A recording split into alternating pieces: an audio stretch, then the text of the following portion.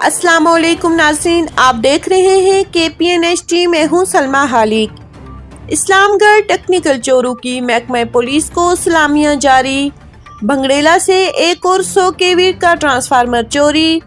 چورو کی دیدہ دلیری حدود پولیس تھانہ اسلام گڑھ سے 9 ٹرانسفارمر چوری۔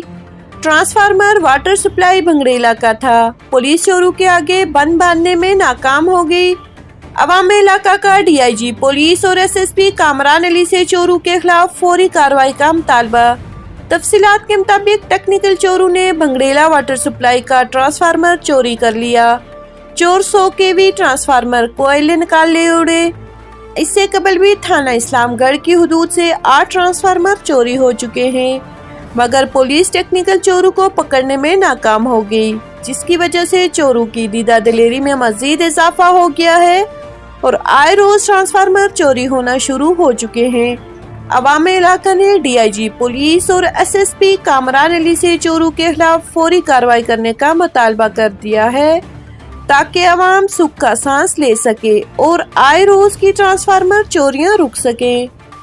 مزید نیوز اپڈیٹس کے لیے دیکھتے رہیے KPNHT۔